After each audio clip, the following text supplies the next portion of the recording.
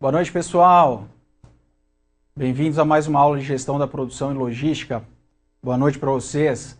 Tava com saudade, já faz 15 dias que a gente não se encontra, passou o carnaval. Espero que todo mundo esteja animado, descansado. Para aqueles que pularam o carnaval, também teve um tempinho para se recuperar aí, para a gente retomar com força total, hein, pessoal? Hoje a gente está iniciando a nossa quarta aula e tem material pra caramba para a gente ver. Beleza? Vamos começar? Pessoal, a gente recomeça na unidade 5. Projetos de métodos. Lembra na nossa última aula, a gente falou da importância da revisão e da análise dos métodos das operações produtivas dentro de uma fábrica. A importância dessa revisão constante de todos os processos que fazem parte de uma determinada operação. Dando continuidade, a esta importância, falando sobre métodos de projetos, a gente também encerrou a última aula falando sobre ergonomia, a importância dos aspectos ergonômicos nos processos de produção. Complementando a ergonomia, nós temos o empowerment. Ó, que nome chique, hein? Empowerment. E o que significa esse tal de empowerment? Nada mais é do que uma extensão do conceito de dar autonomia. Ou seja, dar a possibilidade para o meu colaborador, para o funcionário da minha operação, para que ele possa tomar decisões relacionadas ao seu trabalho, às suas metas e objetivos que ele deve cumprir na organização. Segundo o nosso pai da produção, segundo Slack, ele fala o seguinte: esse conceito de autonomia a gente pode dividir em 3 níveis ou 3 graus. O primeiro grau é chamado do empowerment com o envolvimento de sugestão.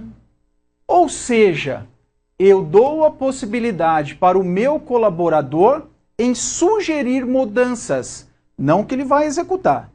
Sugerir novos processos, melhorias, novas formas de executar um determinado trabalho. Para muitos autores, esse envolvimento apenas como sugestão nem é considerado muito como empowerment, ok, pessoal? Nesse caso aqui a gente está considerando. O segundo grau seria o envolvimento do trabalho, ou seja, eu dou a possibilidade ao meu colaborador de tomar decisões e mudar a forma como o seu trabalho é executado e rediscutir algumas metas e objetivos que foram delegadas, que foram sugeridas para o desempenho da sua função. Então, esse é o segundo grau. Primeiro grau, envolvimento com sugestão. Segundo grau, envolvimento do trabalho. E o terceiro grau? O terceiro grau é autoenvolvimento, ou seja, um envolvimento radical, onde eu dou a possibilidade para que todos os meus colaboradores possam participar das definições estratégicas. Vou fazer o planejamento para 2015 ou estou realizando ainda um planejamento para o segundo semestre de 2014. Eu chamo os meus colaboradores e dou voz ativa para eles, para participarem nas definições das estratégias da minha organização. E isso é fácil? Vão pensando aí, pessoal. Aliás, não é a primeira interatividade, mas eu coloco uma perguntinha aí para vocês. Na opinião de vocês, implementar esse tal de empowerment dentro da minha organização, principalmente sobre a ótica da produção, que é o assunto da nossa disciplina, vocês acham que é um assunto, um trabalho fácil ou um trabalho difícil? O que vocês acham? Vão mandando as questões aí, que as respostas não é uma interatividade. A gente vai continuando a aula aqui e vocês vão mandando, porque esse empowerment aqui vai influenciar nos outros assuntos que a gente vai ver logo em seguida. É fácil colocar o empowerment ou é difícil colocar o empowerment? Bom, outro aspecto importante que a gente deve levar em consideração quando a gente fala sobre esse tal de empowerment é que ele leva o custo, uma partezinha do meu custo, ele acaba elevando. E aonde acontece essa elevação do meu custo? Na seleção e no treinamento dos meus funcionários, porque se trata de uma ferramenta em que eu preciso de um perfil diferenciado de um colaborador para que eu consiga implementar da forma mais correta e consiga tirar os proveitos desse tal de empowerment aí, ok? Então, 3 graus de envolvimento, sugestão, trabalho e autoenvolvimento, aumentando o custo de seleção e treinamento de pessoas, né? Aumentando aí um pouquinho o nosso custo de RH. Vão mandando aí a opinião de vocês. O que vocês acham? É fácil ou é difícil colocar em funcionamento esse tal de empowerment aí, hein? Continuando, pessoal. Quais são os benefícios que esse empowerment traz? Respostas mais rápidas com relação aos meus clientes, né? O pessoal fica mais envolvido. Funcionários se sentindo-se melhores, porque você aumenta, você os motiva, porque eles fazem parte do processo de tomada de decisão. Interação com maior entusiasmo entre as áreas, entre os funcionários e a interação, né? Direção, colaboradores. Além de tudo, há uma elevação na promoção boca a boca e retenção de novos clientes. Ok? Fácil ou difícil? Quero ver o que vocês acham. Outra coisa que é uma realidade, né, nas organizações, nos processos de produção, é o trabalho em equipe. Tá? E isso está diretamente relacionado com o meu empowerment. E não é apenas trabalhar em conjunto. Quando a gente fala em trabalho em equipe, é a gente criar uma equipe que ela seja autossuficiente. Ou seja, profissionais, às vezes, da mesma área ou de diferentes áreas que vão trabalhar em conjunto. Mas, além disso, esta equipe ela é responsável pela definição do trabalho, dos cronogramas dessa equipe, quais são as metas que ela deve atingir, a divisão do trabalho. Às vezes, essas equipes elas acabam sendo até responsáveis pela contratação de novos colaboradores que farão parte desta equipe, tá? Para que eu tenha realmente um funcionamento completo, né, e que eu consiga tirar o máximo de eficácia desse trabalho em equipe, eu preciso daqueles conceitos do empowerment. Tá vendo a dificuldade, pessoal?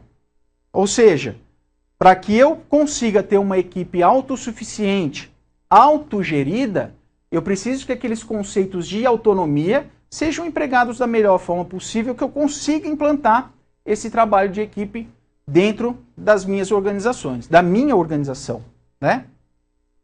A maior parte dos trabalhos é uma atividade baseada no trabalho em equipe, e não é? Olhem para a organização onde vocês trabalham. Verifiquem se o desenvolvimento das tarefas não é facilitado quando se trabalha em conjunto. Né? Parem e pensem um pouquinho.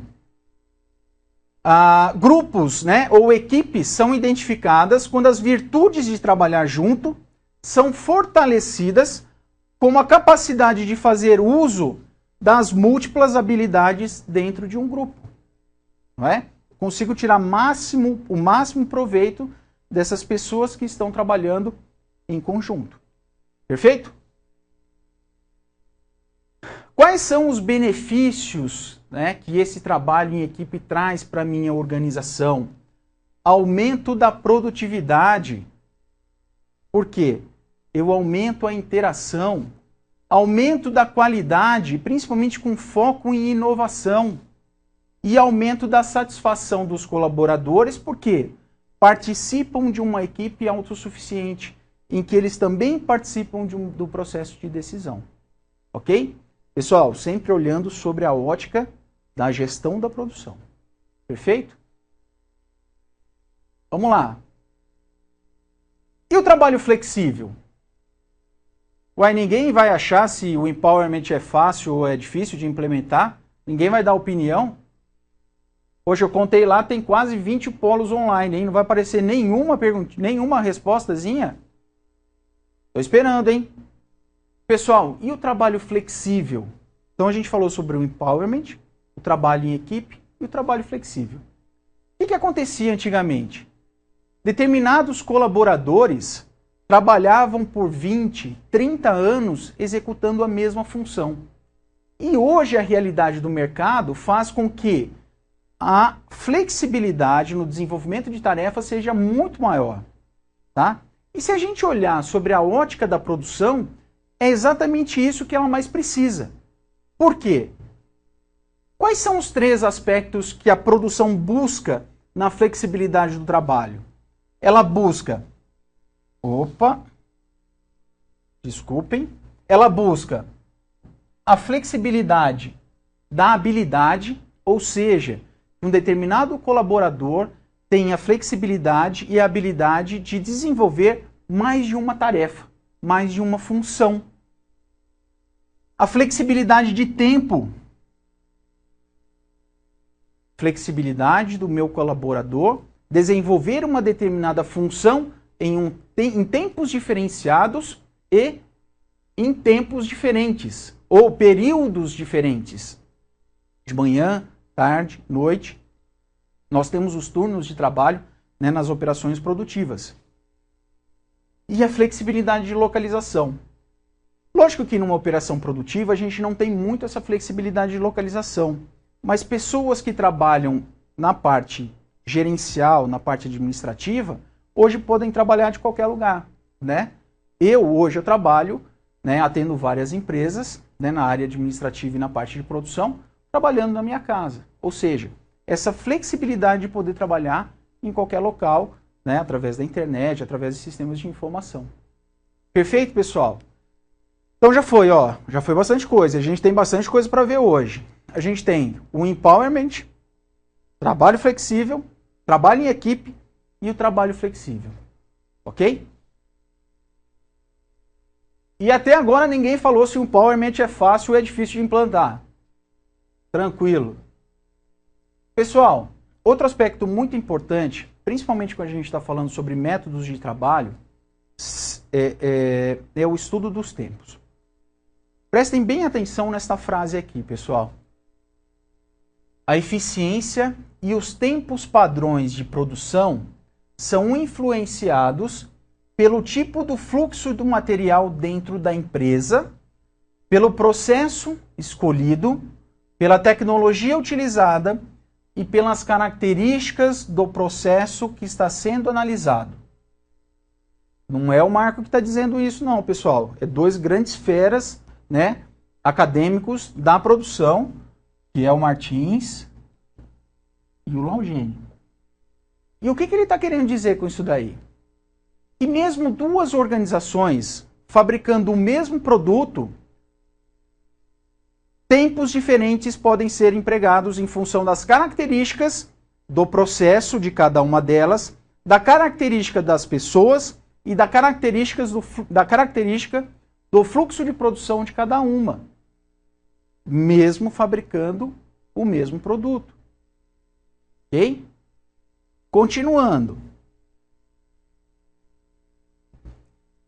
Primeiro deve-se estudar o projeto dos métodos e processos que envolvem um processo produtivo e depois eu vou partir para o estudo dos tempos.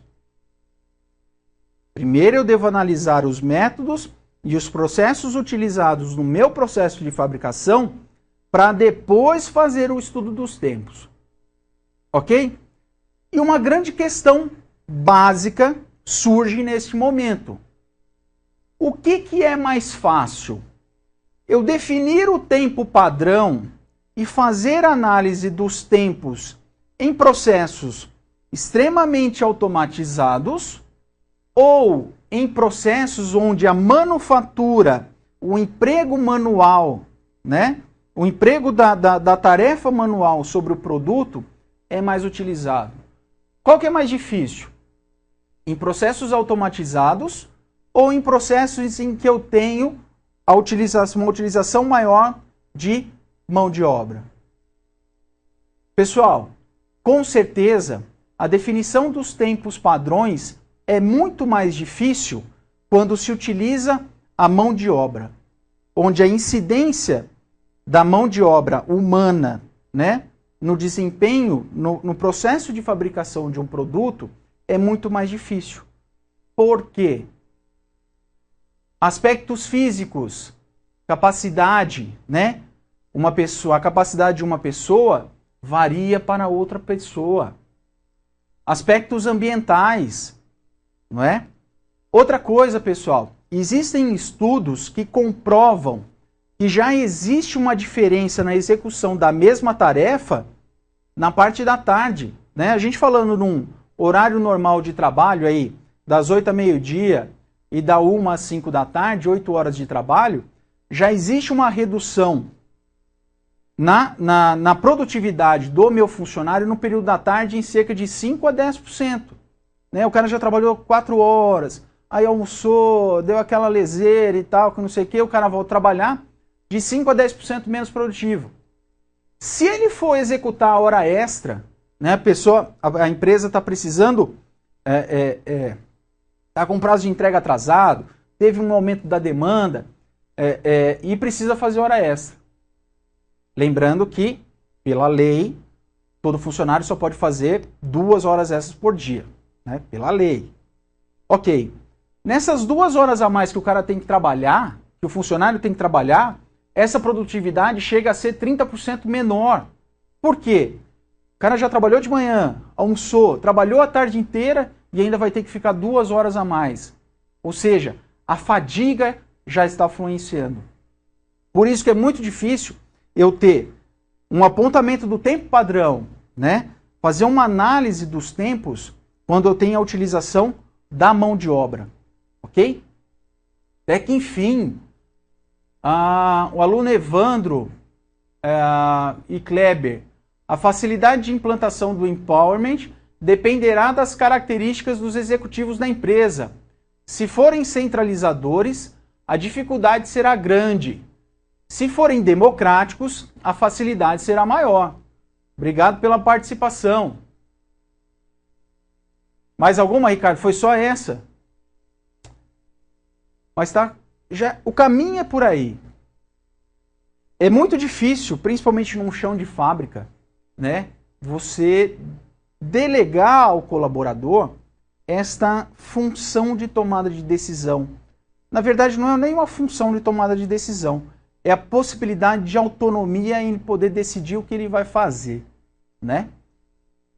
A característica e o perfil deste colaborador tem que ter um alinhamento muito grande e uma compreensão muito grande de qual é a estratégia da empresa, de quais são os caminhos.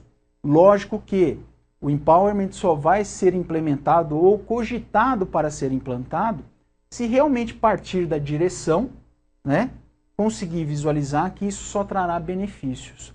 Mas muito depende também do treinamento e da conscientização dos colaboradores em utilizar essa autonomia que foi dada da melhor forma possível, sem comprometer o seu trabalho e os objetivos da empresa. Ok? Beleza? Vamos lá. Bom, então a gente falou que é muito mais difícil a gente ter o apontamento das horas quando o processo é extremamente manual. Tá, mas qual que é a importância, né? Quais são os benefícios que esse estudo dos tempos vai trazer para a minha organização? Pessoal, só através do estudo dos tempos, e quando eu falo estudo dos tempos é medir quanto tempo demora para produzir essa caneta aqui. Ou quanto tempo demora para se produzir os produtos que eu ofereço ao mercado. Através do estabelecimento, do apontamento dessas horas, é que eu vou ter as condições de fazer um planejamento de produção com a utilização com maior eficácia dos meus recursos. Porque eu vou saber exatamente quanto posso produzir, ou em função da minha venda, ou em função da minha demanda, se eu tenho condições de produzir ou não. E aí tomar decisões. É através do estudo dos tempos, do apontamento das horas, que eu vou conseguir estabelecer um custo padrão. E através desse custo padrão, ou melhor, do apontamento das horas, vai me auxiliar na formação do custo padrão do meu produto. Esse custo padrão vai servir como um norte, onde ele vai servir de parâmetro com aquilo que está sendo realizado. Se eu vou realizar algum tipo de orçamento, eu preciso desse custo padrão. Ok? Mais que isso, ele permite o quê? Uma melhor a definição dos roteiros de fabricação e é informação básica e fundamental para o planejamento da minha capacidade produtiva. Ok?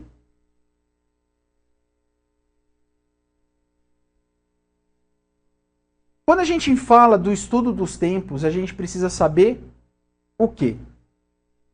Que os analistas que cronometram a operação que é executada pelos trabalhadores.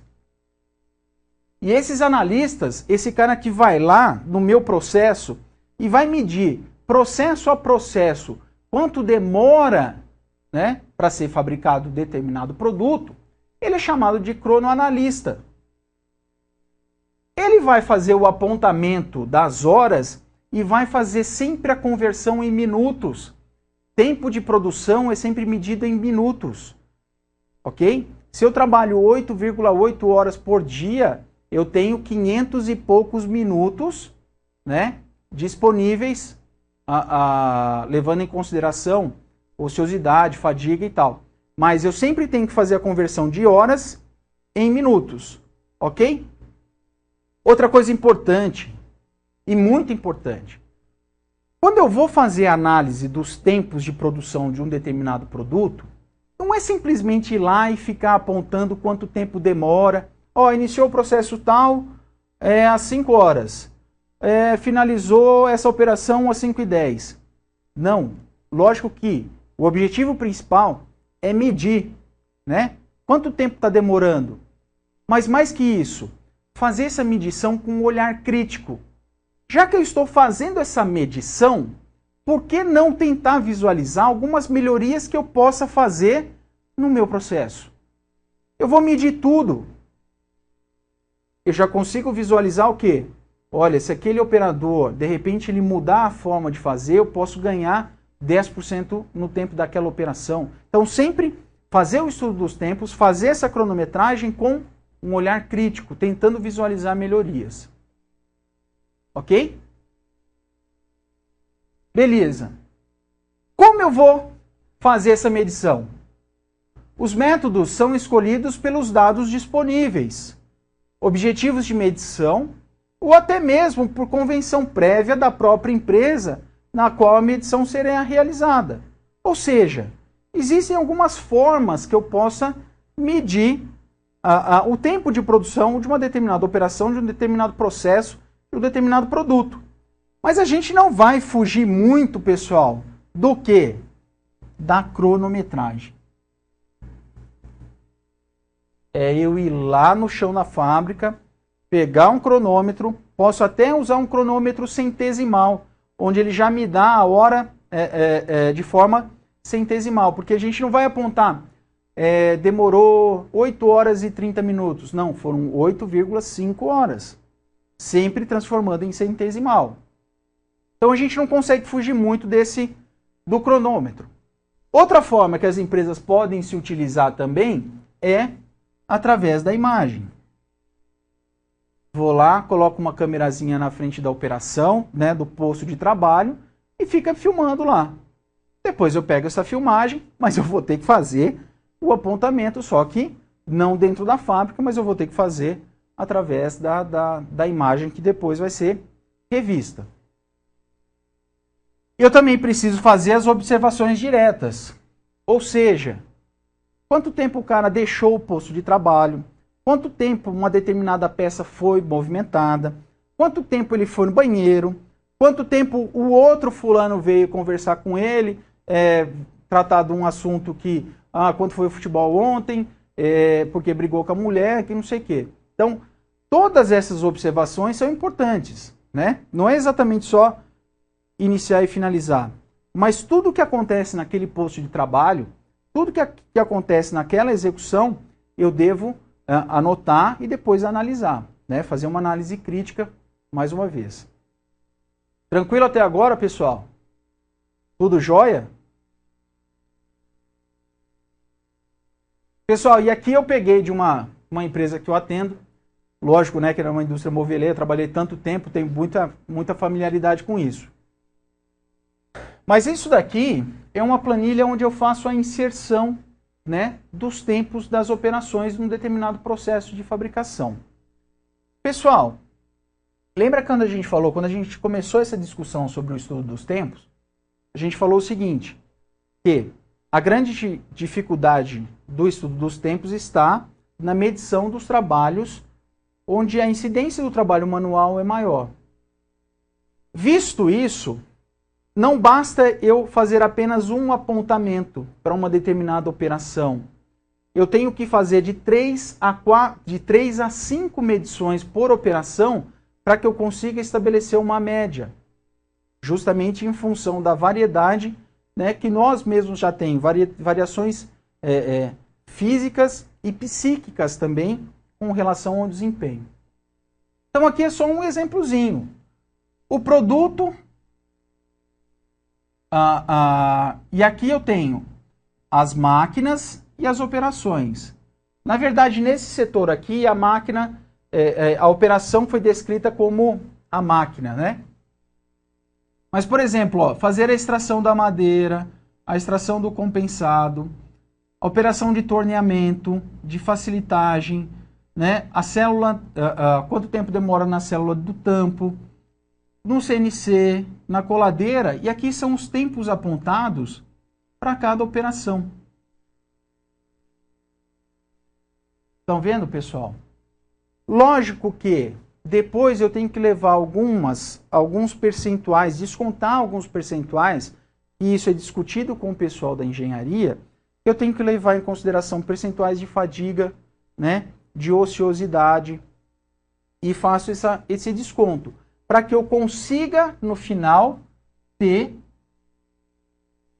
um tempo padrão para a produção, né, neste setor ou do produto como um todo. Beleza? Tá? Depois a gente pode falar mais sobre isso no plantão. Aliás, bastante movimentado o nosso plantão, hein? Nas últimas 2 semanas ninguém compareceu, pessoal. Poxa, vamos participar, vamos tratar de alguns assuntos lá que a gente não tem muito tempo para ver aqui na sala de aula, mas a gente discute lá no plantão. Isso aqui pode ser um dos assuntos. Quem tiver interesse, entra lá no plantão. Vamos falar um pouquinho sobre estudo dos tempos, cronometragem e tal, posso explicar melhor. Beleza? Então, ó, já foi empowerment, trabalho em equipe, trabalho flexível e estudo dos tempos. Beleza? Tá. Então, o estudo dos tempos é uma forma, é uma maneira de medir a eficiência do meu processo produtivo, registra os tempos de produção do meu processo, analisa dados para obter o tempo necessário, que também servem de padrão para comparação, podem gerar melhorias, né? Porque eu faço essa análise do que está acontecendo com o padrão que foi estabelecido, e esse padrão que foi estabelecido, também eu posso utilizar da seguinte forma. Vou comprar um novo equipamento que vai substituir um antigo. Vou fazer alteração na utilização de uma matéria-prima que vai facilitar o meu processo. Se eu tenho o tempo padrão já definido, quando eu vou fazer essas análises, fica muito mais fácil de saber, de identificar se realmente essas melhorias estão trazendo benefícios, né? Estão melhorando o meu processo. Ok? E permite eu avaliar com toda certeza qual é a capacidade do meu processo produtivo. Tranquilos? Tudo certo por aí? Continuando, pessoal.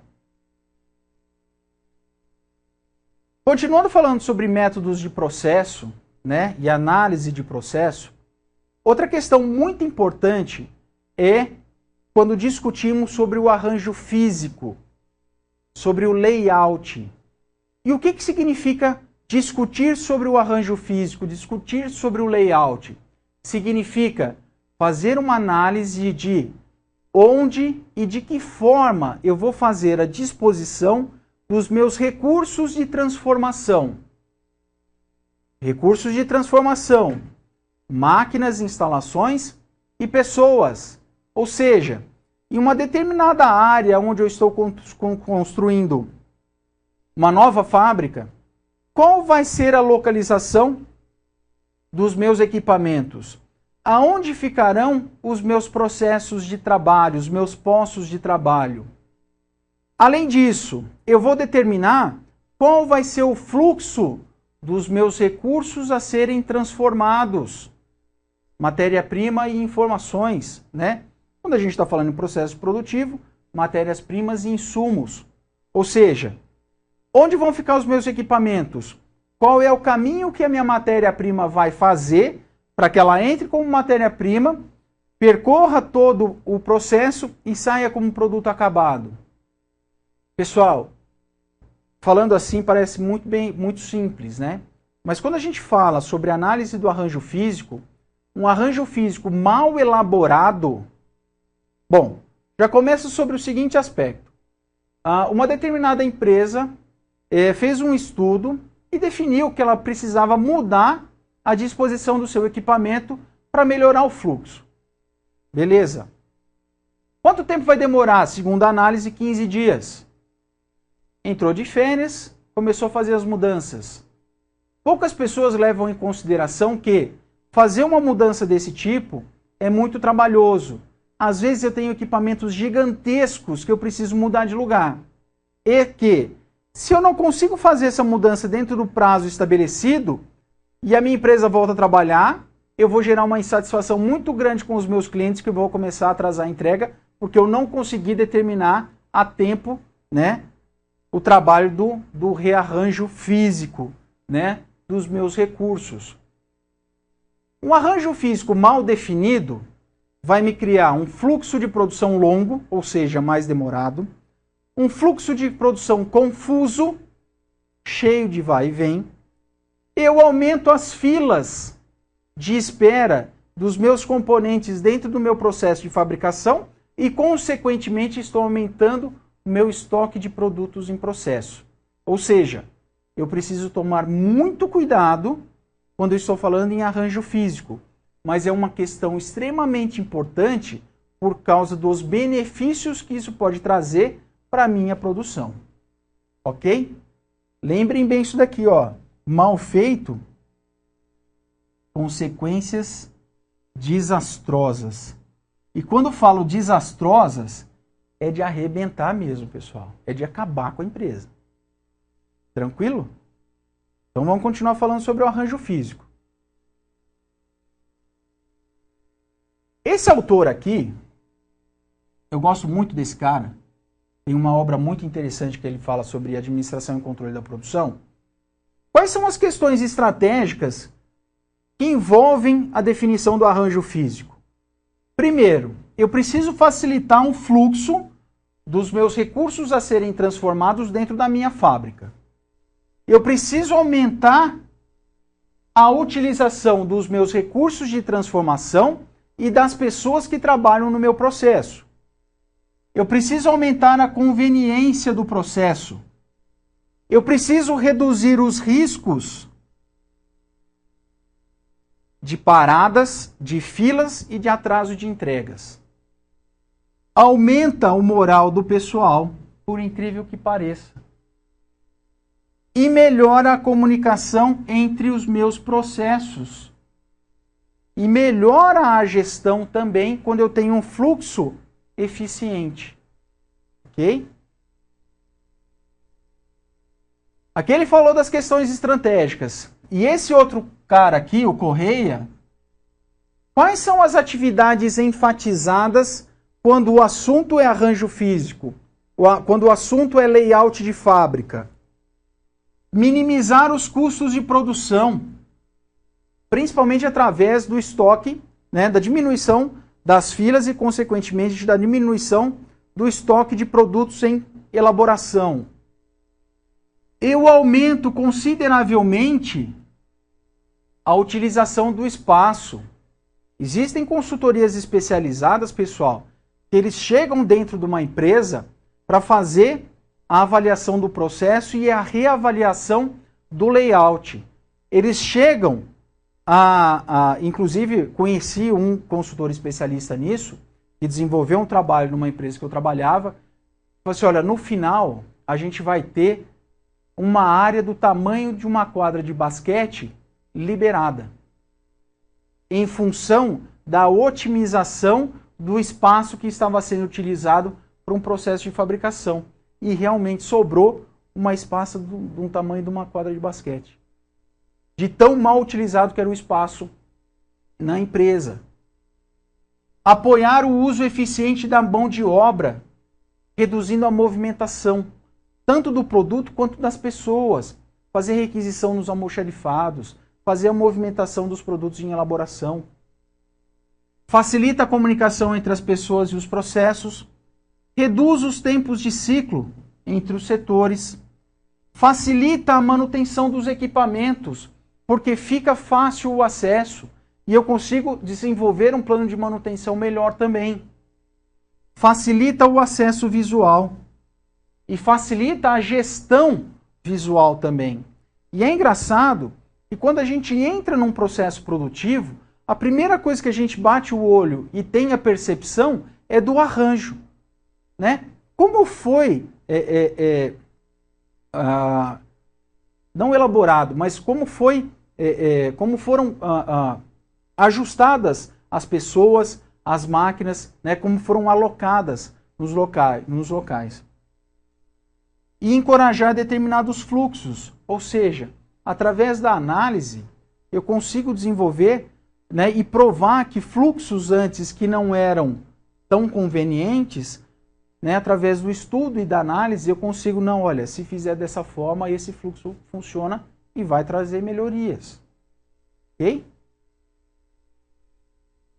Pessoal, as decisões são simples até eu chegar na definição do arranjo físico?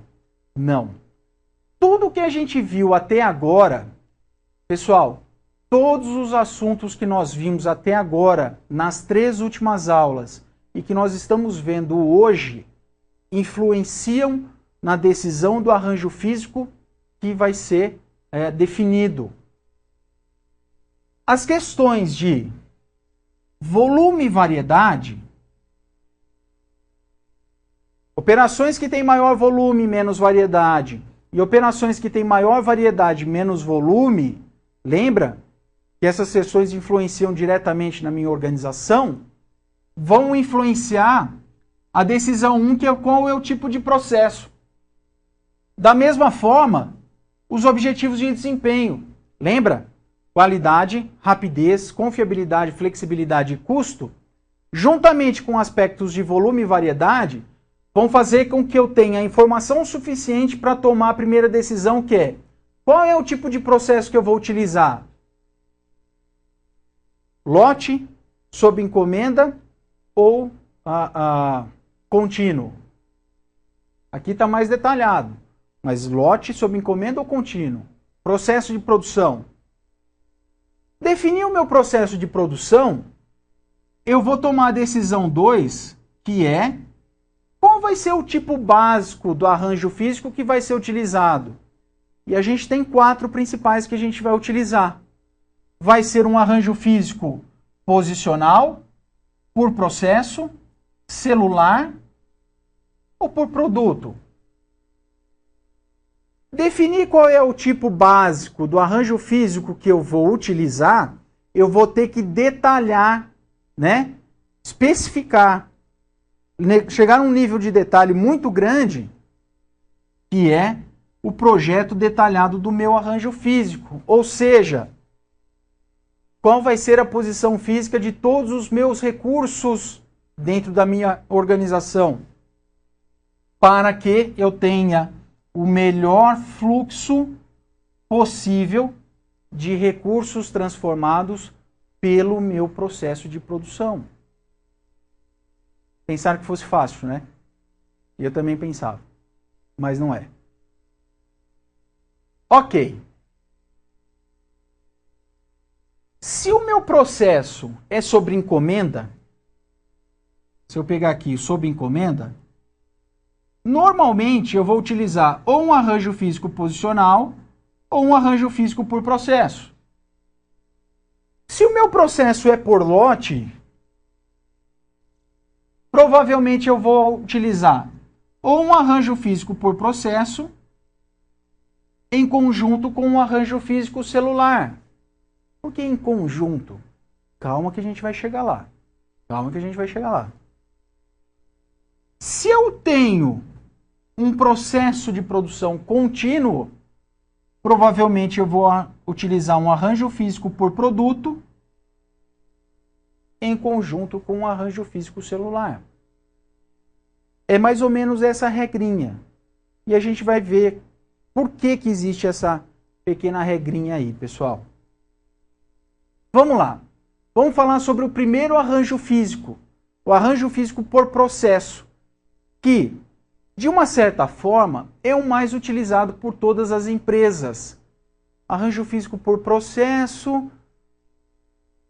Qual será o sistema produtivo que eu mais utilizo num arranjo físico por processo? Prestem atenção nessas informações.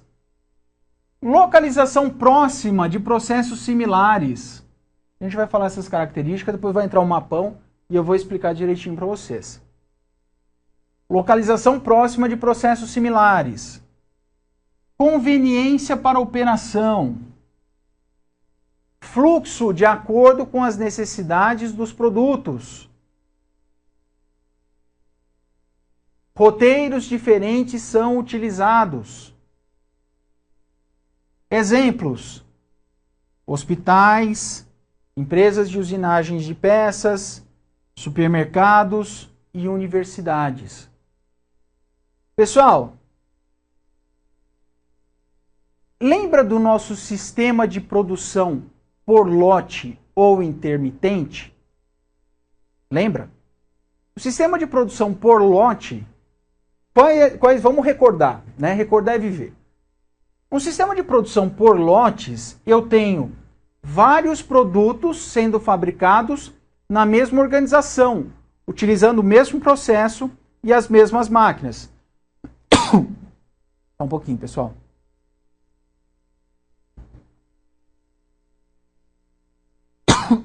Desculpem. Ok. Um lote de um determinado produto passa por uma determinada área onde estão concentrados processos específicos. Saindo desta área, ela entra numa outra área onde se encontram outro processo similar. Ao mesmo tempo, quando sai um lote de uma determinada área, outro lote de outro produto está sendo inserido para ser fabricado. Roteiros diferentes. Este produto 1 utiliza um determinado roteiro de fabricação. Passa por todas as áreas, mas não necessariamente por todos os processos e todas as máquinas. Diferente deste lote do produto 2, que vai passar também por todas as áreas, mas não vai se utilizar de todos os processos e nem de todas as máquinas. A característica do arranjo físico por processo está justamente no agrupamento de processos, máquinas, equipamentos e pessoas que desenvolvem processos similares e que são separados por áreas para atender justamente as características dos vários produtos diferentes que são fabricados no mesmo processo. Entenderam? Então, arranjo físico por processo é o agrupamento de processos similares, de máquinas similares em áreas predeterminadas, que normalmente se utiliza um sistema de produção por lote ou batelada. Ok? Eu faço a disposição dos meus equipamentos em função dos processos que elas desempenham. Perfeito? Dúvidas? Manda pergunta, pessoal. Não deixe passar em branco não, hein? Pelo amor de Deus. Da mesma forma que eu utilizo, né, o arranjo físico por processo na área produtiva, eu também posso utilizar na área de serviços. Né? Por exemplo, um hospital, ele é subdividido por áreas, por processos, não é? Cardiologia, geriatria, pediatria, ou seja, são processos diferentes, ok? Da mesma forma na área de serviços. Olha lá, aqui é uma produtora, quem entende bem isso daqui é o professor Ricardo, que é de marketing, né? Ó, produção de vídeo, encadernação, produção de áudio. Ou seja, eu estou subdividindo a minha organização por processos. Basicamente é isso. Entenderam? Segundo tipo de arranjo físico. Arranjo físico por produto. Localizar os recursos transformadores segundo a melhor conveniência do recurso que está sendo transformado.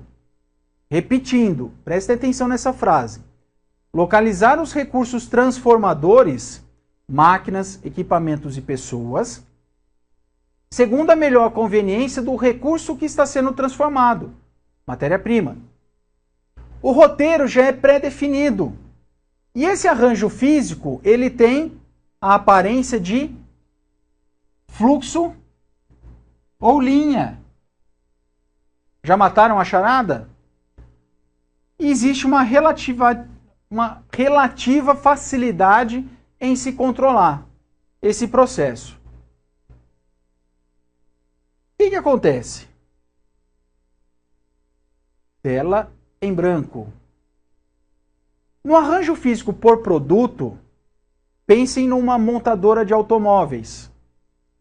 Eu tenho uma linha de fabricação de um determinado veículo, né? Ó, carrinho bonitinho, hein? Ou seja, os recursos a serem transformados vão passando e as instalações, os equipamentos e as pessoas são dispostas para a melhor conveniência do produto ou do material que está sendo transformado. Por que tem uma certa facilidade para se controlar esse arranjo físico? Por quê? Não existe movimentação. O produto é feito sempre no mesmo lugar, né? É monótono, é estressante, acaba sendo um saco, porque as tarefas executadas pelos colaboradores desse processo produtivo são extremamente repetitivas, tá? Então, por isso que o arranjo físico das montadoras, da linha branca, das engarrafadoras, são por produto. Linhas específicas, fluxos específicos de produção por produto. Tá? Arranjo físico por produto. O arranjo físico celular. Recursos não similares são agrupados de forma que, pessoal, ó, recursos não similares, com suficiência, consigam processar um grupo de itens que queiram similares etapas de processamento. Mais uma vez, quem falou isso não foi o Marcão aqui. Quem falou foi o tal do Correia, que é um excelente autor. Nossa, Marco, mas o que é esse bendito arranjo físico celular? Tá. Para que eu consiga implantar um arranjo físico celular dentro de uma operação produtiva, quais são as etapas que eu devo analisar? Identificar famílias com volume suficiente em similar processo. Família de produtos. Viu, pessoal? Identificar e agrupar recursos de transformação. Arranjar os recursos para cada célula. Ou seja, eu vou agrupar os recursos num local específico e localizar máquinas grandes para próximo das células. Isso significa o quê? Compartilhamento de equipamentos. Calma que vocês vão entender. Tá. Os resultados do arranjo físico celular são os seguintes. Não se perde flexibilidade, ganha-se velocidade e eficiência, fluxo menor nas células, melhora-se a qualidade do produto. Exemplos. Área para produtos específicos dentro de um supermercado. Pessoal, um conceito bem simplesinho de arranjo físico celular. Dentro de um supermercado, né, e os grandes redes de supermercado agora tem uma lanchonete lá dentro, não tem? Esta lanchonete é uma célula. Ou seja, existem vários recursos diferentes agrupados para a produção de um determinado produto ou de vários produtos. É uma célula dentro do supermercado. Uma maternidade em um hospital é um mini hospital dentro de um grande hospital. Porque na maternidade, além dos pediatras, vão ter vários especialistas, né? Urologistas, imunologistas, cardiologistas, ou seja, todas as especialidades existentes voltadas para crianças e recém-nascidos. Ou seja, eu tenho um mini hospital dentro de um grande hospital. Estão começando a pegar o conceito de célula? Numa loja de departamentos, eu tenho a área feminina e a área masculina. E de repente eu quero criar uma área esportiva, e essa área esportiva é o quê? Vai contemplar masculino e feminino dentro de uma área esportiva. Isso também é uma célula. Agora, um exemplo bem interessante, e esse exemplo eu vivi na indústria moveleira, da construção de células de fabricação, foi o seguinte, pessoal. Deixa eu colocar uma telinha em branco aqui, depois eu volto nesse layout. Pessoal, vou tentar desenhar aqui.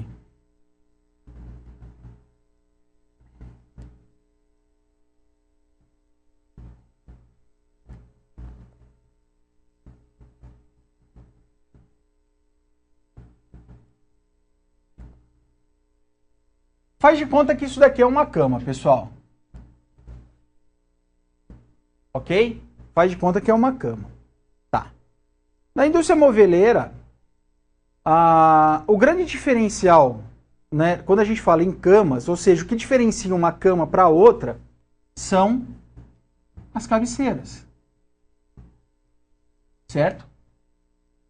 E o resto é tudo igual para tudo quanto é tipo de cama. Só vai mudar a medida e a cor. E quais são os outros componentes? As barras laterais, que juntam a cabeceira com a peseira, e os estrados. Ou seja, o estrado onde você coloca o colchão em cima para o colchão não cair. Beleza? Esses produtos são iguais para todas as camas, bem como a maior parte das peseiras. Para eu ganhar eficiência produtiva, o que eu faço?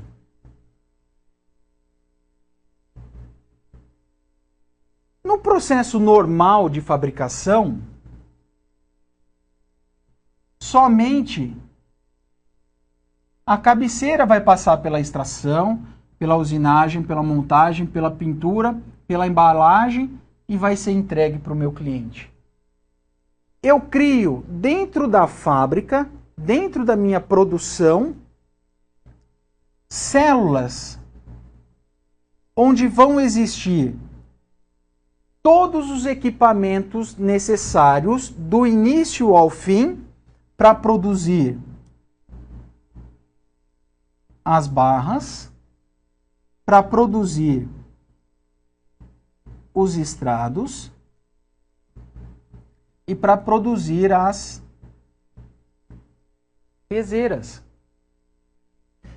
Eu tiro do processo de produção, né? Eu tiro do processo de produção barra, estrado e peseira na produção de camas. Eu estou aliviando todo esse processo, por quê? Porque eu criei mini fábricas responsáveis pela produção desses componentes. E eles vão se juntar somente lá no final do processo para compor o pedido do meu cliente e ser entregue o produto. Entenderam? A de Rio Branco, a aluna Kimberly. Kimberly, obrigado pela participação. As lojas de conveniência dos supermercados podem ser consideradas tipos de arranjo celular? Perfeito. É esse o conceito. As lojas de conveniência nos supermercados também são consideradas como um arranjo físico celular. Muito obrigado pela participação. Entenderam então, pessoal, dentro de um processo produtivo, como a gente pode caracterizar o arranjo físico celular? Espero que tenham entendido. Beleza? Por último, a gente tem um arranjo físico posicional, de posição fixa. Quais são as características? Os recursos transformados, matéria-prima, não se movem. Ou seja, aquilo que está sofrendo a ação não se movimenta. Produtos muito grandes ou delicados. Exemplos. Na construção de uma rodovia, o que se movimenta? São os equipamentos ou a rodovia que está sendo construída? Numa cirurgia de coração, num restaurante de alta classe, na construção de um navio, num estaleiro, na construção de um navio, o que se movimenta? São os equipamentos e as instalações, ou melhor, são os equipamentos e as pessoas que estão construindo o navio, ou é o navio que se movimenta numa linha de produção? Na construção de um edifício, de uma casa, o que se movimenta? É o edifício, a casa, ou os recursos que estão construindo aquele imóvel? Uma grande característica também no arranjo de posição física é o espaço restrito. E o grande problema na alocação do espaço para subcontratados, não só subcontratados, para a armazenagem e a movimentação daquilo que está sendo utilizado. Tá? Eu preciso de espaço suficiente para movimentação, eu preciso de um fluxo ordenado de recebimento em uma área específica bem determinada para a armazenagem, acesso sem interferência e minimizar a movimentação de tudo que está sendo utilizado. Então, pessoal, a grande diferença no arranjo físico posicional é o meu produto não movimenta. O que movimenta são os recursos que estão sendo utilizados para a construção, a confecção do meu produto. Perfeito?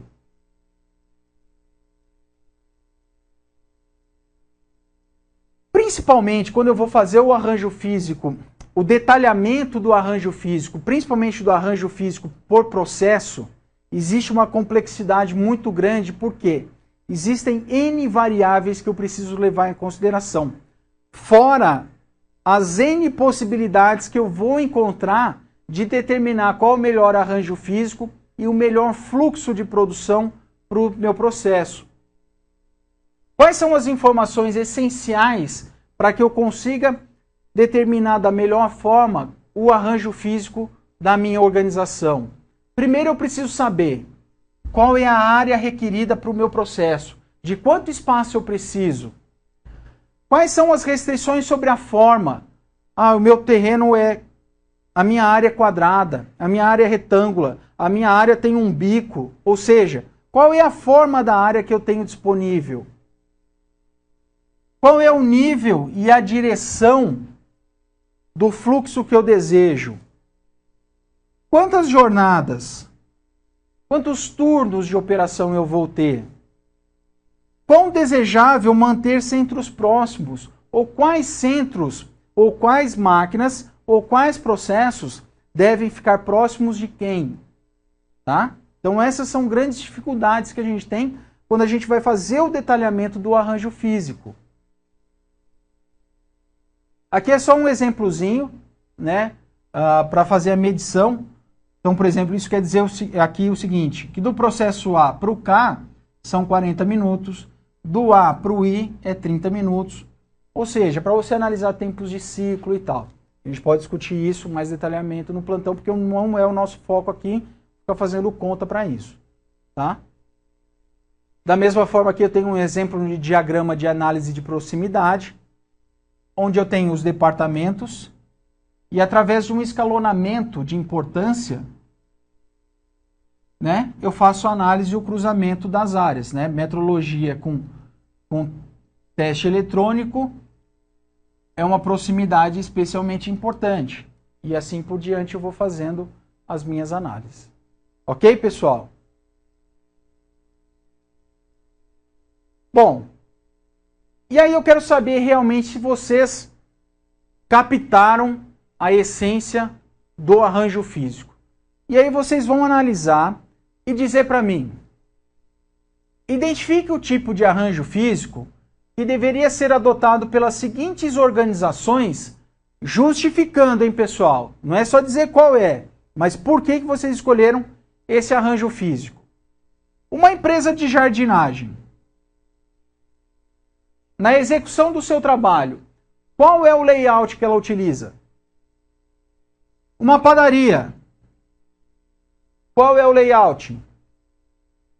E um banco, qual é o arranjo físico? Daqui 4 minutinhos eu quero ver pelo menos 20 participações de todos os polos, pessoal. Daqui 4 minutinhos a gente volta.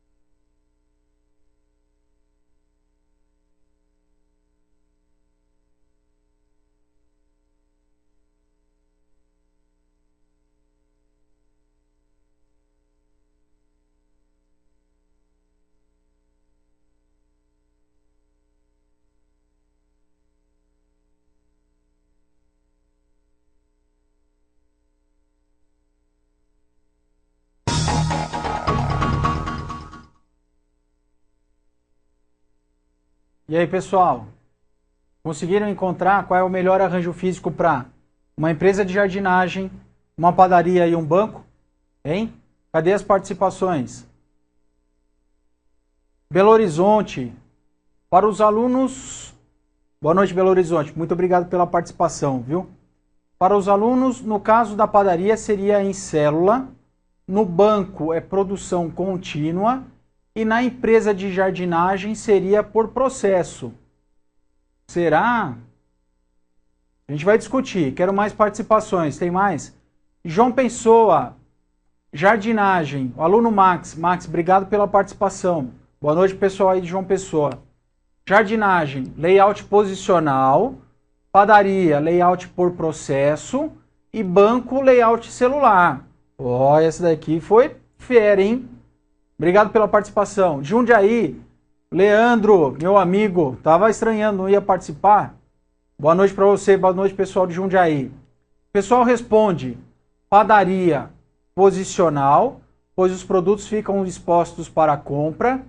Banco celular, pois existem ilhas para cada tipo de atendimento. E jardinagem funcional, pois o jardineiro se desloca para realizar o trabalho. Obrigado pela participação, a gente vai fazer a explicação. Pessoal de São José do Rio Preto, boa noite, pessoal, obrigado pela participação. Jardinagem, arranjo físico posicional ou funcional ou por processo. Padaria, arranjo físico por processo, linha de produto. E os bancos, o arranjo físico celular. Obrigado, pessoal, obrigado pela participação. São José dos Campos, boa noite, São José dos Campos, obrigado pela participação. Padaria, arranjo físico dividido em células, onde cada etapa do processo de fabricação está em local pré-definido, onde é feito a massa, assado e decoração. Perfeito. Obrigado pela participação. Curitiba, boa noite, pessoal de Curitiba, obrigado pela participação. Padaria, por produto, pão, biscoito, bolo. Jardinagem posicional, vai até o cliente. Banco por processo, abertura de conta, encerramento, caixas para pagar conta. Beleza? Obrigado pela participação. Acho que encerrou, Ricardo? Deve ter encerrado. Pessoal, vamos analisar. Vamos colocar aqui uma tela em branco. Tá. Eu tenho uma empresa de jardinagem, né? A cliente ligou e falou assim, ó, eu preciso fazer um reparo aqui, um serviço de paisagismo no meu jardim. Cheguei na casa da cliente. A casa dela está aqui. E tudo isso aqui é jardim. Como é que eu vou fazer a disposição dos meus equipamentos e das pessoas que trabalham, né? Eu vou utilizar os equipamentos em volta do jardim, sobre o jardim. O que está acontecendo? A primeira coisa que eu analiso: quem se movimenta é o que está sendo transformado ou o que faz a transformação? Se a resposta é o que faz a transformação, já mato a charada na hora, que é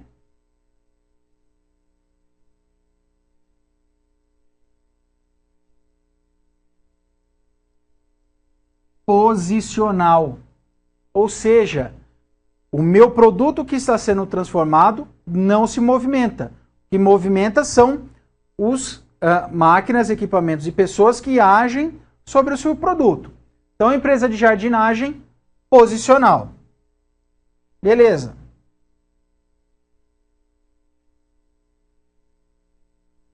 Padaria. Vamos imaginar uma padaria. Eu tenho a área de produção, onde eu tenho os equipamentos.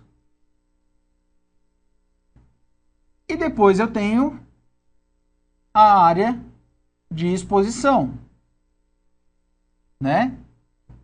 Tem um balcão aqui. Aqui eu tenho o caixa e aqui eu tenho o fluxo de pessoas. Pensem o seguinte: essa mesma padaria, ela faz pães, ela faz bolos, ela faz salgados e utiliza os mesmos equipamentos para tudo que ela produz. Ou seja, faço um lote de pão, termino. Faço um lote de salgado, termino. Faço um lote de bolo e termino. Posso então cravar aqui a padaria é um arranjo físico por processo. Perfeito?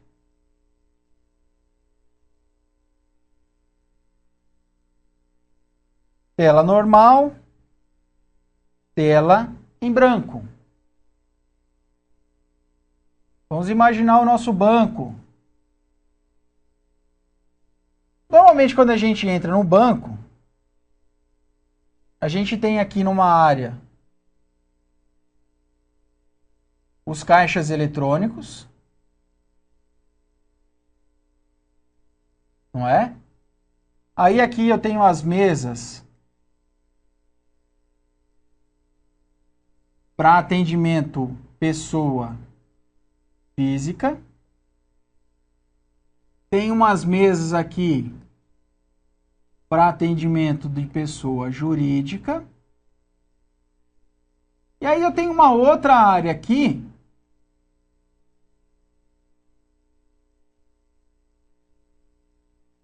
onde ficam os caixas mesmo, não é?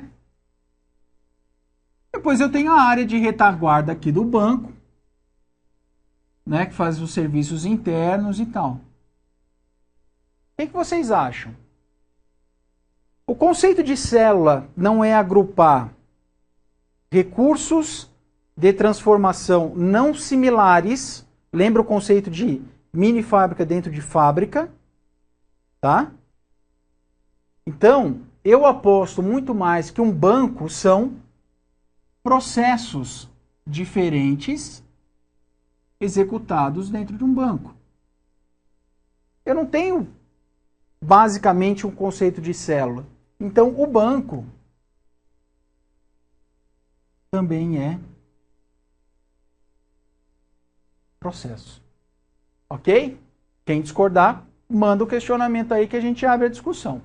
Beleza, pessoal? Obrigado pela participação. Vamos continuar. Finalizamos a unidade 5. Vamos entrar na unidade 6. Já vimos bastante coisa hoje, apesar que a gente está atrasado. Vamos lá, pessoal. Aqui a gente tem um marco divisório na nossa disciplina. As 5 primeiras unidades a gente falou bastante sobre questões estratégicas de produção. Na unidade 6, 7 e 8, a gente vai falar bastante sobre os conceitos, a história da logística. Vamos começar? Preparado?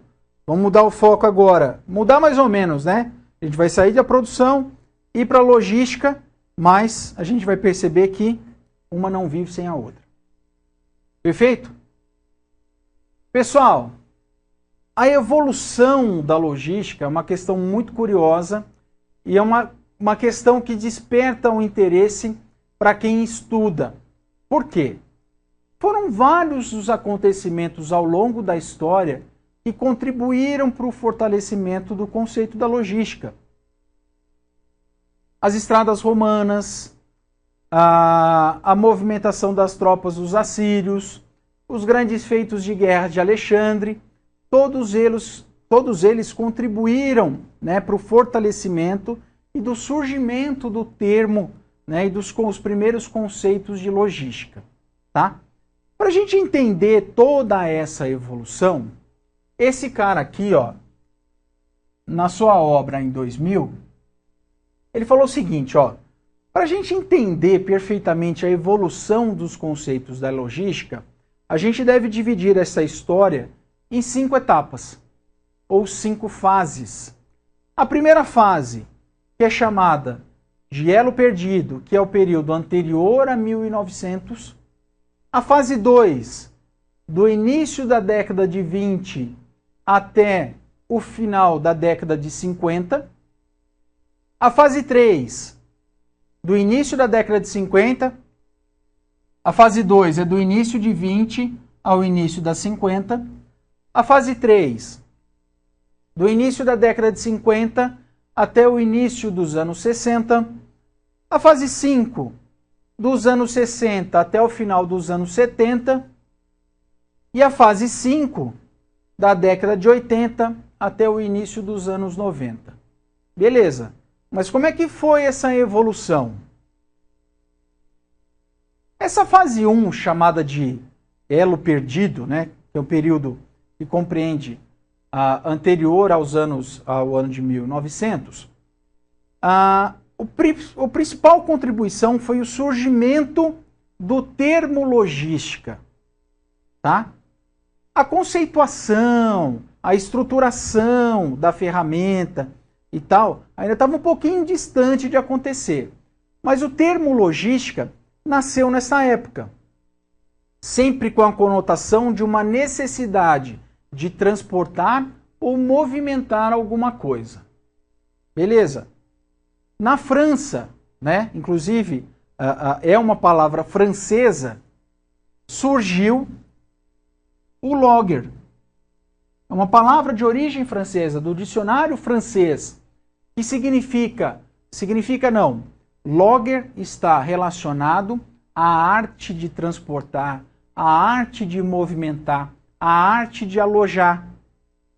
E nas tropas de Napoleão Bonaparte já existia um oficial especialista no transporte e movimentação de suprimentos, tropas e armamentos, que tinham o título de logistique. Olha que legal, pessoal. É antigo. E a origem da logística está nas forças militares. Ok? Em 1844,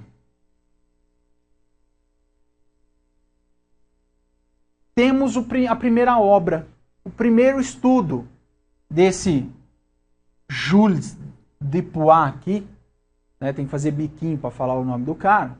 Em 1844 ele já fez o primeiro estudo, inclusive sobre um trade-off. Lembra o que era trade-off que a gente falou lá nos 5 objetivos de desempenho? Ou seja, eu aumentar o custo de uma determinada situação ou um determinado aspecto, para lá na frente eu ter um benefício maior ou uma lucratividade maior. Esse trade-off que ele analisava era justamente sobre transporte e armazenagem. O que me trazia mais vantagem? Transportar mais, movimentar mais ou estocar mais? Já era a nossa primeira obra. Então, nessa fase, surge o termo da logística. Não era um conceito, mas o termo voltado para a necessidade de transporte e movimentação de materiais. Os primeiros termos franceses, logger, a arte de armazenar, de transportar, de alojar. Logistique, título dado a oficiais especialistas em transporte e movimentação de materiais. E o primeiro estudo em 1844, né, que falava de um trade-off entre transporte e estocagem, movimentação e estocagem. Perfeito? A contribuição da fase 2, anos 20, anos 50, recai na produção em massa e nos estudos de Taylor, né? Lembra os estudos sobre produtividade que Taylor desenvolveu nessa época, e a linha de montagem de Ford, tá? Nessa época, a direção das organizações tratavam a atividade de logística, né, desconexa das outras atividades de produção. O marco muito importante desta fase foi o quê? Que a logística passou a ser de responsabilidade do meu setor de vendas. Ou seja, o meu setor de vendas era o responsável também pela distribuição dos meus produtos. Nesta fase, pessoal, existe uma notória contribuição das guerras. Por incrível que pareça, muitas vezes as guerras trazem benefícios de gestão, de desenvolvimento de ferramentas, de estratégias. E a logística foi uma dessas contribuições que tanto a Primeira Guerra e principalmente na Segunda Guerra Mundial trouxe de benefícios. Lógico que o grande enfoque da logística nesta época era para que eu tivesse a máxima eficiência, a máxima velocidade no transporte de materiais e suprimentos. Eu não estava preocupado se isso estava me custando ou não. No final dos anos 50, ou melhor, no início dos anos 50, com a queda da produção em massa e a diminuição da ênfase da linha de montagem, por quê? Eu já tinha uma preocupação maior em não atender aos interesses da empresa, mas sim em atender os interesses do meu consumidor, eles passaram a verificar que os custos da logística, principalmente os custos do transporte, eram imprescindíveis para a diminuição dos custos da minha produção e do meu processo produtivo. Pessoal, nessa época, os grandes especialistas, né, e os grupos especialistas em logística, eles definiram o dia 6 de junho de 1944 como o dia da logística. Por quê? No dia 6 de junho de 1944 aconteceu o chamado dia D, que foi o ataque das tropas aliadas, né, o desembarque das tropas aliadas no norte da França, na Normandia, que marca a retomada da Europa, né, o início da derrota dos nazistas na Segunda Guerra Mundial. Mas por que, além desse fato especial, por que chamou a atenção dos especialistas em logística? Pessoal, prestem atenção nesses números. Somente neste dia, no dia 6 de junho de 1944, foram movimentados, transportados 155 mil soldados. Esses 155 mil soldados foram transportados por 14.200 barcos. Esses 14.200 barcos tiveram na sua retaguarda nada menos do que 600 navios de guerra. E sobrevoando a área, milhares de aviões. 155 mil homens, 14.200 barcos, 600 navios e milhares de aviões. Olha o esforço logístico para movimentar todo esse contingente de guerra. Por isso, o dia D da Segunda Guerra Mundial é considerado como, para muitos especialistas, como o dia da logística. Perfeito? Depois eu coloco essas informações, disponibilizo essas informações para vocês no AVA. Tá. Falamos da fase 1, falamos da fase 2. E agora a fase 3. Na fase 3, a grande contribuição foi o quê? O desenvolvimento da tecnologia de informação. A TI explodiu, né? O desenvolvimento da tecnologia de informação facilitou e muito a utilização da PO. Oh, Marco, mas o que é PO? PO é pesquisa operacional. Ou seja, através de modelos matemáticos, e a pesquisa operacional também foi criada dentro das forças militares através da união de especialistas multidisciplinares, onde eu consigo, através de funções matemáticas, estabelecer restrições e definir objetivos e metas, e essas funções matemáticas facilitam o meu processo decisório.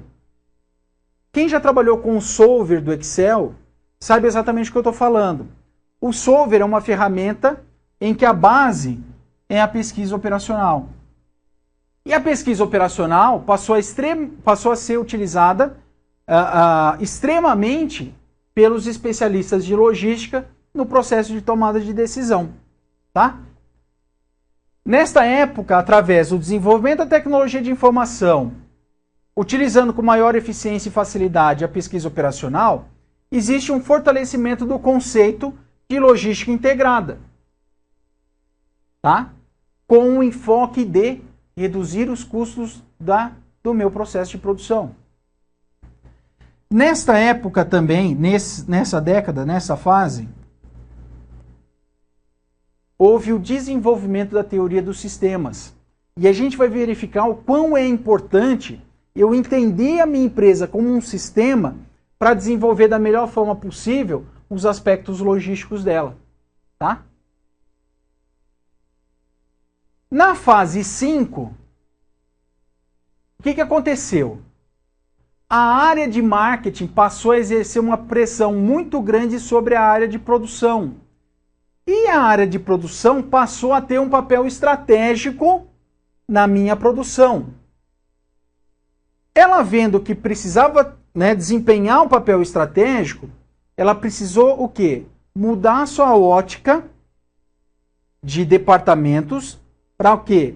A minha produção nada mais é do que a integração de processos. Ok? Com o aumento da utilização da tecnologia de informação, permitiu o desenvolvimento do MRP, que é o planejamento das necessidades materiais, o MRP2, que é o planejamento dos recursos da minha manufatura, e dos conceitos de just-in-time. Tá certo que o MRP e MRP2 é mais para um sistema de produção empurrado e o just-in-time para o puxado. Mas essas ferramentas aumentaram o quê? A eficiência do meu processo produtivo, agora visto como uma integração de processos, buscando o quê? Uma redução do custo e um aumento na eficiência para trazer mais valor para o meu cliente. Lógico que os conceitos de logística ainda tinham resistências, principalmente culturais, da direção das organizações. Nesta época, houve uma mudança no cenário econômico, principalmente com a escassez de recursos em função de uma recessão muito grande nos Estados Unidos e em função das altas taxas de juros também praticadas nos Estados Unidos. Tá? Ok. Na fase 5, eu tenho... A grande contribuição foi o seguinte: caíram na real, Nos anos 90, caíram no real. Olha, a logística realmente faz parte da estratégia da empresa. E através da logística, a gente consegue estabelecer e conquistar a vantagem competitiva, Através do quê? Da integração e da coordenação do fluxo de informações, do fluxo de materiais e no estabelecimento de parcerias. Maior participação na área acadêmica. Por quê? Passou a ser matéria obrigatória nas academias, nas universidades, nos cursos de gestão. O grande marco é o quê? O desenvolvimento da tecnologia de informação é um grande pilar no desenvolvimento da logística integrada e dos conceitos de supply chain. Beleza? Tranquilo? Pessoal, se der tempo a gente ainda vai fazer outra interatividade. Não sei se a gente chega lá. Mas já para pensar, a gente começou a falar um pouquinho sobre logística. Pensem a nível Brasil. Quais são os grandes desafios enfrentados pelas empresas brasileiras no desenvolvimento da logística, da sua logística? Vamos pensando aí para a próxima interatividade. Quais são os desafios das empresas brasileiras para desenvolver a sua logística, dentro de um cenário nacional? Ok, pessoal. Outra forma de analisar também as fases da logística, Na fase 0, eu tinha apenas a administração de materiais, que nada mais era que a gestão de estoques, a gestão de compras e a gestão da movimentação dos meus materiais. A primeira fase, eu uno a distribuição à administração de materiais, né, e tenho uma otimização maior do meu sistema de transporte. A segunda fase, eu já entro num conceito de logística integrada. Eu passo a ter uma visão sistêmica da empresa e a integração por sistemas de informação. A terceira fase, já começo a falar de supply chain, ou seja, do gerenciamento da minha cadeia de suprimentos. Visão sistêmica da empresa, incluindo fornecedores e canais de distribuição. E a quarta fase, eu uso o supply chain juntamente com o ECR, que é um sistema de resposta eficiente. Tá? O que significa isso? Amplo uso de alianças estratégicas, co-marketship, que significa o quê? Relações duradouras de longo prazo com poucos fornecedores, subcontratação e canais alternativos de distribuição. Então também essa é outra ótica que eu tenho bem resumidinha para fazer análise da evolução da logística. Mas aquela que a gente falou das 5 fases lá é mais completa, a gente tem uma noção melhor de como foi a evolução. Ok? Tranquilos? Já vão pensando aí, hein? Se tiver interatividade, eu quero todo mundo pensando. Pessoal, Rio Branco, ó, Kimberly, obrigado. A logística na tecnologia de informação somente serve para a tomada de decisão ou também serve para uso como ferramenta nos processos logísticos de uma empresa? Kimberly, obrigado pela participação. Você usando a tecnologia de informação, né, voltada para a logística, você consegue fazer uma melhor roteirização, né? Melhor consolidação de cargas, melhor adequação de equipamentos para determinados setores. Ou seja, já vou dar uma das respostas, né? Um dos grandes desafios hoje no Brasil para a logística é a utilização da tecnologia de informação, de softwares específicos para a logística. Por quê? Custo muito caro. Eu só consigo desenvolver uma eficiência maior da minha logística, né, do meu setor de logística, se eu tiver o uso eficiente e pleno da tecnologia de informação. Perfeito? Obrigado, viu, Kimberly, pela participação. Continua participando aí. Pergunta muito boa. Pessoal, prestem atenção. Para eu ter um entendimento perfeito de logística, logística integrada, de supply chain, eu preciso ter um perfeito entendimento do enfoque sistêmico e processos de negócios. Aliás, a leitura complementar da aula 4 fala sobre a mudança da natura através da gestão por processos. Dá uma lidinha lá na leitura complementar, né, caso da natura. Olha o seguinte, administrar é o processo de tomar, realizar e alcançar ações que utilizam recursos para alcançar objetivos.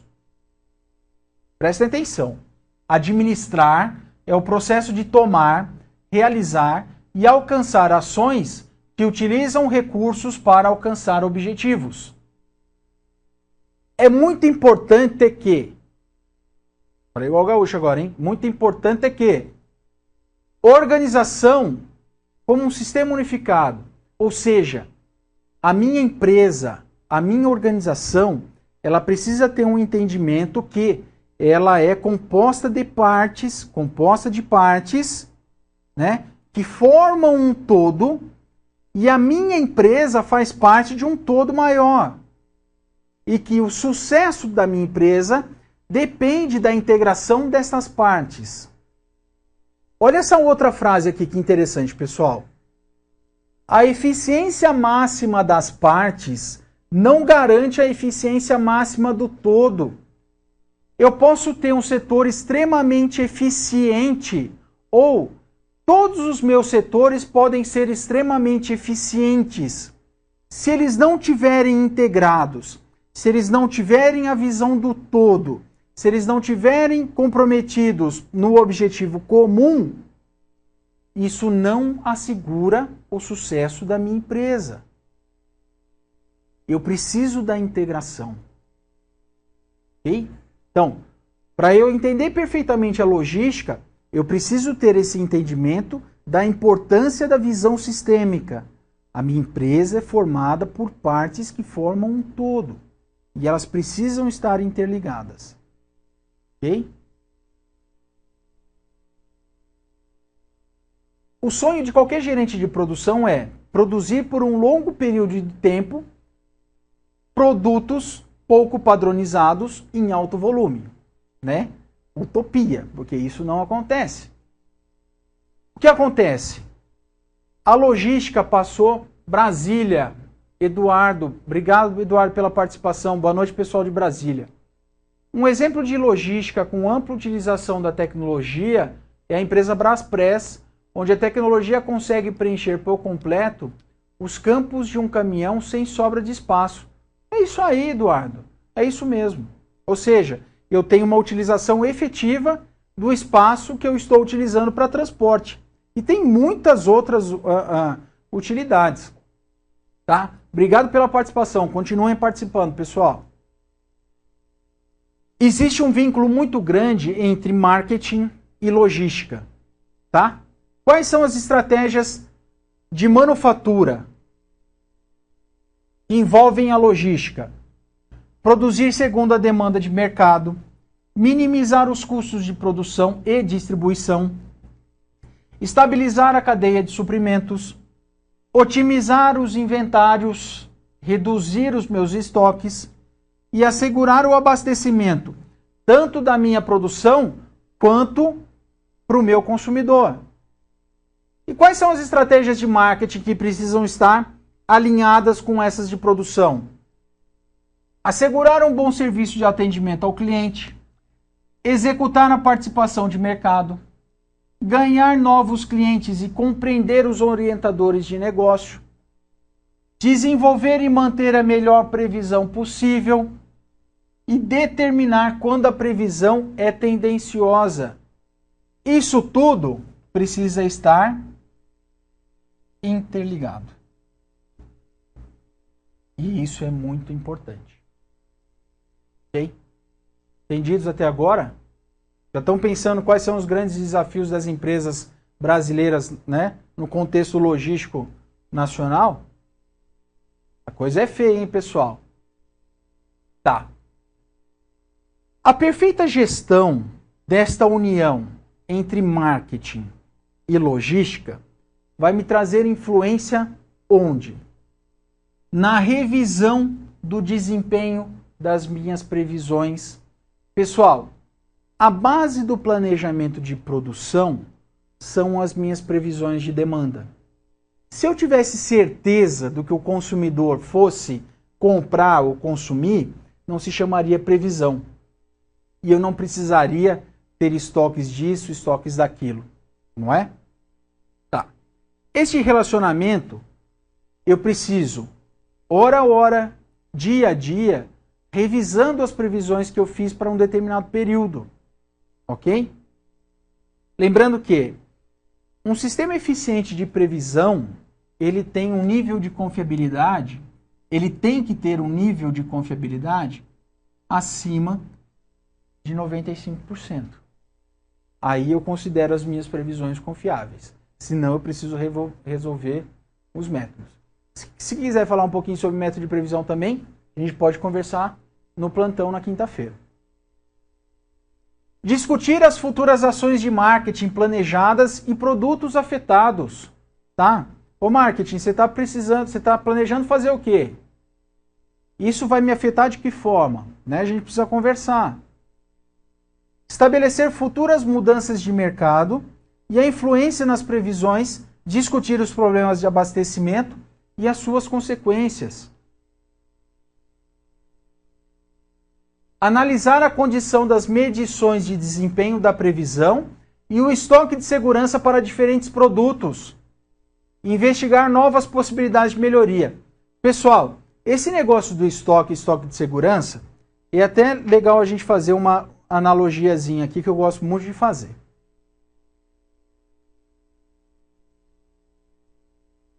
Criar dois tanques aqui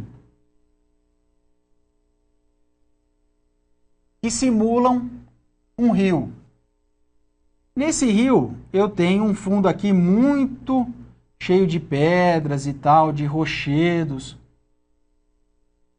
Se o meu rio tem um nível de água muito profundo, né?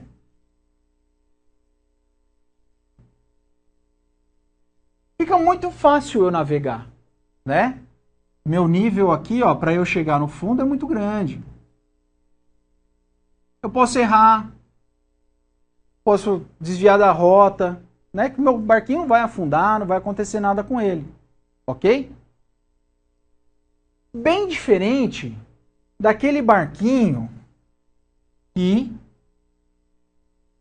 num rio também cheio de obstáculos, cheio de rochedo no fundo, o nível de água dele é bem rasinho. Eu preciso de uma gestão bem mais eficiente, porque qualquer erro eu posso o quê? Arrebentar com o meu barquinho. A questão do estoque é a mesma coisa. É muito fácil eu dirigir uma empresa com um estoque enorme. Não vai faltar material, não vai faltar produto acabado. Eu posso ter um nível de desperdício muito alto que eu não vou ter parada de produção, não vai atrasar a entrega para o meu cliente. Só que o meu custo de manutenção do meu estoque e o custo do meu estoque em si vai lá na estratosfera. Diferente deste cara aqui, que mantém um estoquezinho bem pequenininho, as previsões são extremamente eficientes e o meu nível de estoque, ó, é baixinho, mas a minha gestão é extremamente eficiente. Então, essa união do marketing com a logística facilita essa gestão aqui. Perfeito? Muito fácil. Custo lá em cima. Muito difícil, mas o custo lá embaixo. Ok? Entenderam a analogiazinha sobre o estoque de segurança e a importância? Beleza. Continuando. Esse é um slide que está repetido. E não é que nós chegamos... Não chegamos. Pensei que já era interatividade. Tá. Pessoal, então a gente já conseguiu identificar que a interligação entre marketing e logística é extremamente importante. E qual é o ponto de intersecção do marketing com a logística? O professor Ricardo que é bom nisso aqui, ó. Nós temos os 4 P's, né? Preço, produto e promoção e praça. A nossa intersecção da logística com o marketing está justamente aqui, em oferecer o melhor serviço pro meu cliente. Nesse serviço, os níveis de estoque influenciam, a eficiência do meu setor de compras, o processamento dos meus pedidos, a eficiência do meu processo de armazenagem e do meu sistema de transporte. Ou seja, tudo influencia tudo. Sempre com o objetivo principal de aumentar a eficiência, aumentar ou melhorar o serviço que eu estou oferecendo ao meu cliente. Perfeito? Ponto de intersecção entre marketing e logística está na praça, serviços ao cliente. Tá. Falamos também da importância da visão sistêmica. Mais importante ainda é entender que nossa empresa é a integração de processos e de processos de negócios. Quais são algumas definições para a gente fechar esse conceito de processo de negócio? São várias. Primeira, um processo de negócio é um conjunto de atividades relacionadas com uma ou mais espécies de entradas que geram um resultado para um cliente que pode ser interno ou externo. Na nossa primeira aula, pessoal, a gente falou de uma coisa que muito se relaciona com isso. Quem matar a charada...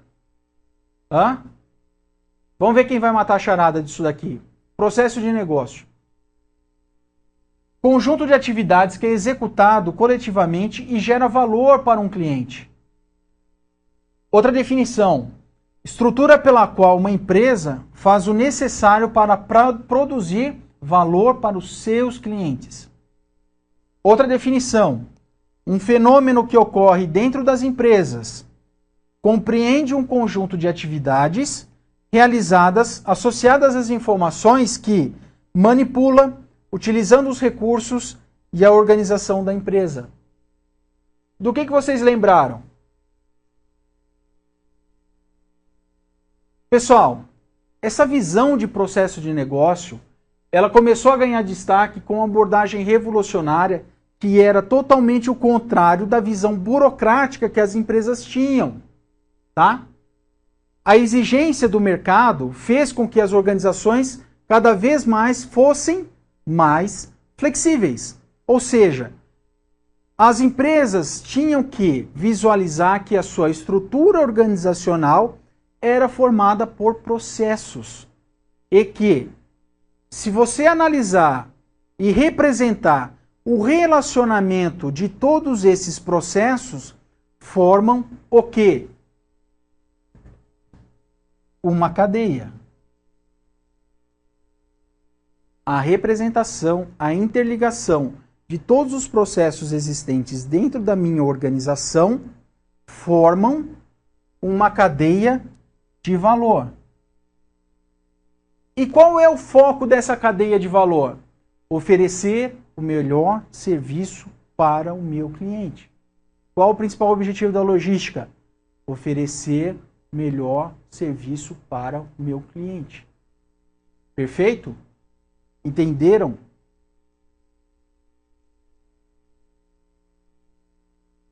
Geralmente, pessoal, os processos de negócio, geralmente não. Todo processo de negócio, ele é formado por 3 atividades. As atividades que agregam valor, que são aquelas atividades que vão trazer o retorno financeiro. As atividades que não agregam valor, mas são necessárias para que as atividades que agregam sejam realizadas. E as atividades que não agregam valor e que são problemas. E que esse é o grande foco gerencial. O quê? Fazer, ou melhor, eliminar essas atividades que não agregam valor e só criam problemas. A gente continua com logística na nossa próxima aula na semana que vem. Obrigado, pessoal. Boa noite.